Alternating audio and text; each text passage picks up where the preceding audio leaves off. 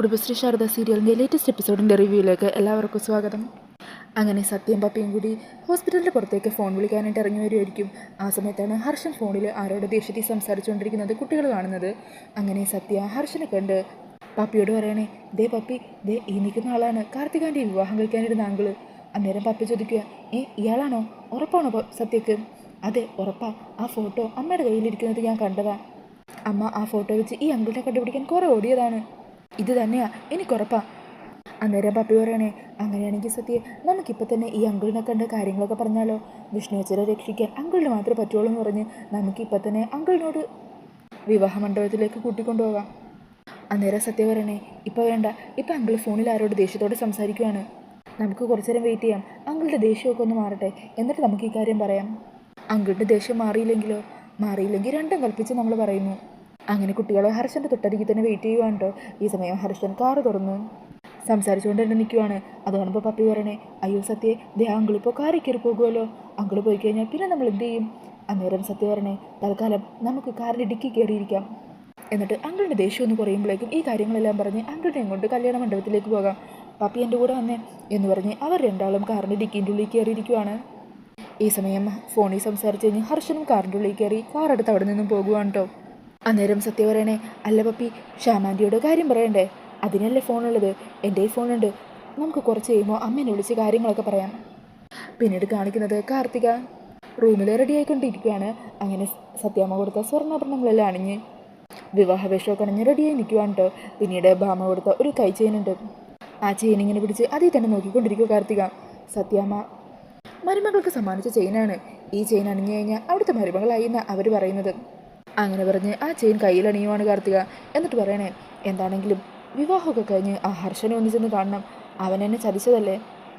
എന്തൊക്കെ പറഞ്ഞാലും അവൻ കാരണം എനിക്ക് സൗഭാഗ്യമൊക്കെ കിട്ടിയത്, അതിനവനോടൊരു നന്ദി പറയണം. അവനെന്നെ ചതിച്ചെങ്കിലും എനിക്കൊരു നഷ്ടവും സംഭവിച്ചില്ലെന്ന് അവൻ അറിയണം. എന്നിട്ട് അവിടെ ഇരിക്കുന്ന ആഭരണങ്ങളൊക്കെ കയ്യിലെടുത്തുകൊണ്ട് പറയണേ, സത്യം പറഞ്ഞാൽ ഇതിനെല്ലാത്തിനും അനുഭവിക്കാനുള്ള യോഗം കിട്ടിയത് എനിക്കാണ്. ഒരു കണക്കിന് മധുശ്രീ പറഞ്ഞത് തന്നെയാണ് സത്യം. ഇത് ഞാനായിട്ട് തേടിപ്പോയതല്ലോ, എന്നെ തേടി വന്നതല്ലേ. ഇനി ഇതിൻ്റെ എല്ലാ അവകാശം ഞാനാ. ഇനി മുതൽ ഞാൻ വിഷ്ണുവേട്ടൻ്റെ ഭാര്യ, അല്ല സത്യാമ്മയുടെ മരുമകൾ, സത്യാമ്മയ്ക്ക് ഏറ്റവും പ്രിയപ്പെട്ട മരുമകൾ. അങ്ങനെയൊക്കെ പറഞ്ഞ് സന്തോഷിച്ച് നിൽക്കുമായിരിക്കും കാർത്തിക. ഈ സമയത്തായിരിക്കും കാർത്തികയുടെ അച്ഛനും അമ്മയും അവിടെ എത്തുന്നത്. അങ്ങനെ അച്ഛനെയും അമ്മയും കാണുമ്പോൾ കാർത്തിക് ഒന്ന് ഞെട്ടിപ്പോകുവാണ്. അച്ഛ എന്ന് പറഞ്ഞാൽ കാർത്തിക വിളിക്കുക.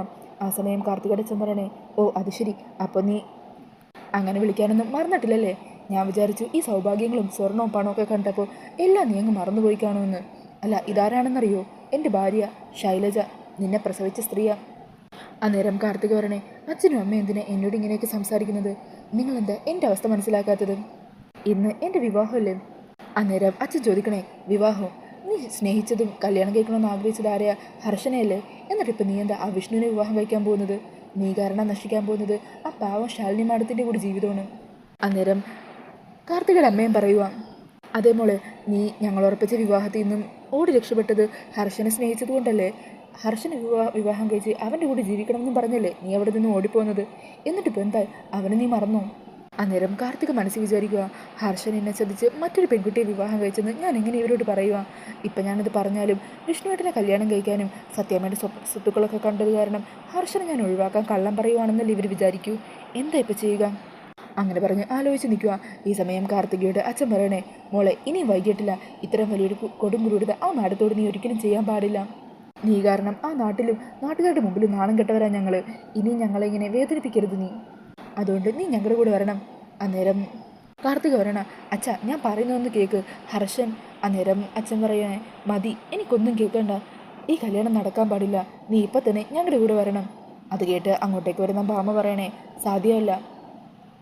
കാർത്തികയുടെ അച്ഛനും അമ്മയും വന്നപ്പോൾ ഞാൻ കരുതിയത് പഴയതെല്ലാം മറന്ന് നിങ്ങൾ രണ്ടാളും കാർത്തികയുടെ വിവാഹത്തിന് ആശംസകൾ നൽകാനായിരിക്കും വന്നതെന്നാ.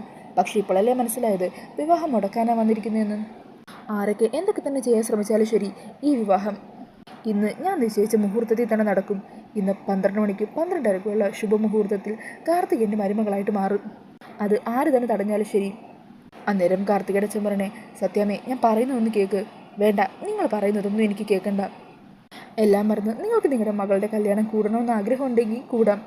താലികെട്ട് കഴിഞ്ഞ് ഇവർ രണ്ടാളെയും ആശീർവദിച്ച് സദ്യം കഴിച്ച് നിങ്ങൾക്ക് സന്തോഷത്തോടെ ഇവിടുന്ന് മടങ്ങാം. അല്ല എന്നാണെങ്കിൽ നിങ്ങൾ ഇനി ഇവിടെ അധിക സമയം നിൽക്കണമെന്നില്ല. എന്താ നിങ്ങൾ തീരുമാനിച്ചിരിക്കുന്നത്? അന്നേരം കാർത്തികയുടെ അച്ഛൻ പറയണേ, ഞങ്ങളുടെ തീരുമാനത്തിനൊന്നും ഇവിടെ ഒരു പ്രസക്തിയില്ലല്ലോ. പിന്നെ ഞങ്ങളെന്ത് പറയാനാ? ഈ സമയം ബാമ പറയുക, വിവാഹം കൂടണം എന്നാണ് നിങ്ങളുടെ ആഗ്രഹമെങ്കിൽ നിങ്ങൾക്ക് അമ്പലത്തിലേക്ക് ചെല്ലാം, അവിടെ നിങ്ങളെ ആരും തടയില്ല. ഈ സമയം കാർത്തികയുടെ അച്ഛൻ അമ്മയും കൂട്ടിക്കൊണ്ട് അവിടെ നിന്നും പോകുവാണ് കേട്ടോ.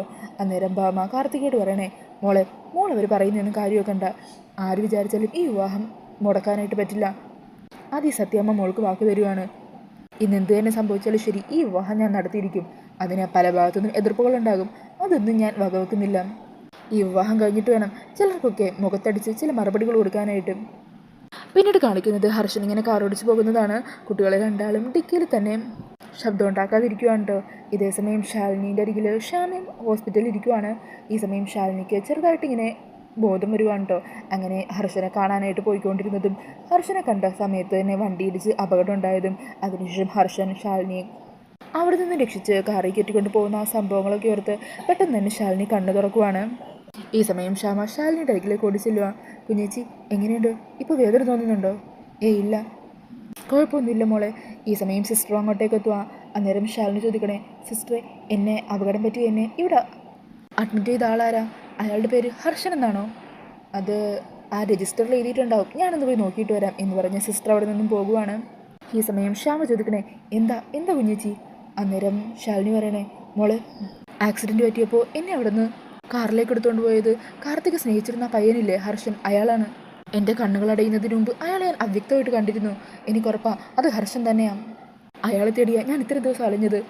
അന്നേരം ശ്യാമ പറയണേ, അത് ചിലപ്പോൾ കുഞ്ഞേച്ചിക്ക് തോന്നിയതായിരിക്കും. അല്ല മോളെ, എത്ര ദിവസമായി അയാളുടെ ആ ഫോട്ടോ കൊണ്ട് ഞാൻ അന്വേഷിക്കുന്നോ, അതുകൊണ്ട് ഒറ്റ തവണ കണ്ടാൽ മതി, എനിക്ക് ഉറപ്പായിട്ടും മനസ്സിലാകും അത് ഹർഷൻ തന്നെയാണ്. ഈ സമയം സിസ്റ്റർ അങ്ങോട്ടേക്ക് വരുക. അതെ, ഞാൻ രജിസ്റ്റർ നോക്കിയായിരുന്നു, അയാളുടെ പേര് മാഡം പറഞ്ഞതുപോലെ ഹർഷനും തന്നെയാണ്. അന്നേരം ശാലിനിക്ക് സന്തോഷമാകുക. സിസ്റ്റർ അയാളെ പുറത്തുണ്ടെങ്കിൽ അയാളൊന്ന് വിളിക്കാമോ?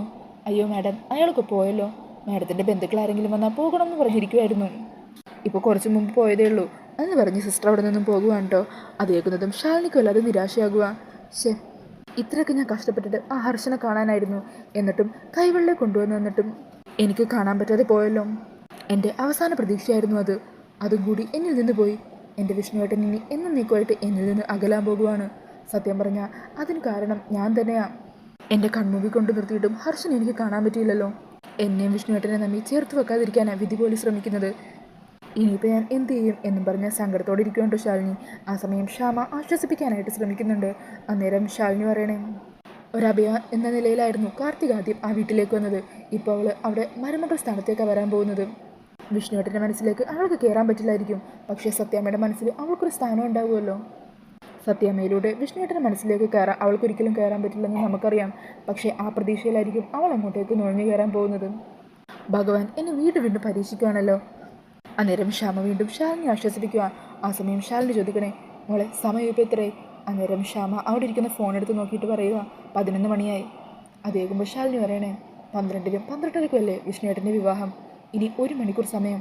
1 മണിക്കൂർ കഴിഞ്ഞാൽ എനിക്കും വിഷ്ണുവേട്ടനും ഇടയിലേക്ക് ഒരുത്തി തരും കാർത്തിക. പിന്നെ ഞാനും വിഷ്ണുവേട്ടനും അകന്നകന്നു പോകും. ഇനിയിപ്പോൾ എന്ത് അത്ഭുതം സംഭവിക്കാനാ? എല്ലാം കഴിഞ്ഞില്ലേ എന്നും പറഞ്ഞ് ശാലിനി ആകെ നിരാശയോടെ ഇരിക്കുവാണ് കേട്ടോ. ഇതേസമയം കുട്ടികൾ ഡിക്കി തന്നെ ഇരിക്കുമായിരിക്കുമല്ലോ. അന്നേരം സത്യം പറയുക, അതെ പപ്പി, നമ്മൾ ഹർഷൻ അങ്കിളിൻ്റെ കാറിലാണെന്ന് അമ്മയെ അറിയിക്കണ്ടേ? അമ്മ ഇപ്പോൾ ചിലപ്പോൾ ഉറക്കത്തിൽ നിന്നൊക്കെ എണീറ്റിട്ടുണ്ടാവും.